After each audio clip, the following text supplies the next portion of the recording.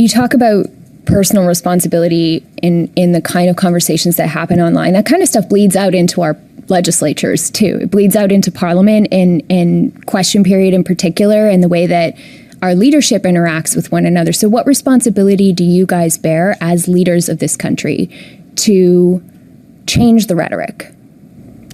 Well, I'll talk very personally. I was in opposition, and I've reflected publicly many times that I think I got it wrong in a number of different instances in terms of the line you're talking about and the temperature, and that I try in all of my engagements, whether or not speaking in Parliament or in a media exchange like this, to really think deeply about how can I present my case in a way that's fact-based and kind of, make sure that I'm not too incendiary and that I don't, get too passionate and kind of overstate things.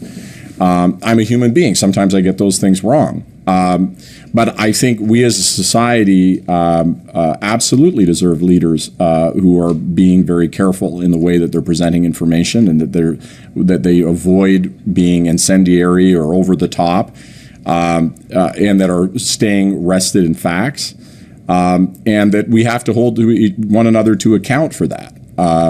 I think one of the challenges, and you see this, I won't pick on individuals, but there are certain folks, and you guys would know them, who love an over-the-top statement, and then they put it on to social media, and it's out of its context. I'll just give a case in point.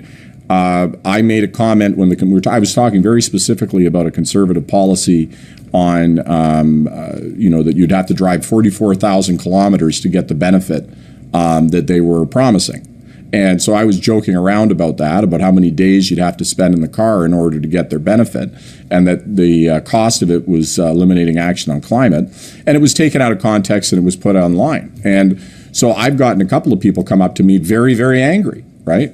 Well, you're against my family taking a road trip. I said, well, who said that? Well, Andrew Scheer said you didn't, this is so irresponsible, you're against road trips. Well, come on. That's not what I said.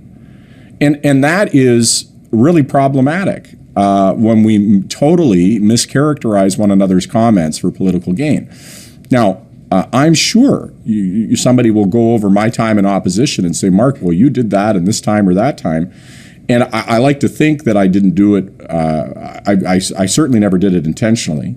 But in my rhetorical flourish, did I create a circumstance that, maybe I was saying something that I should have been more careful about, that would keep it more grounded to the facts? I think so.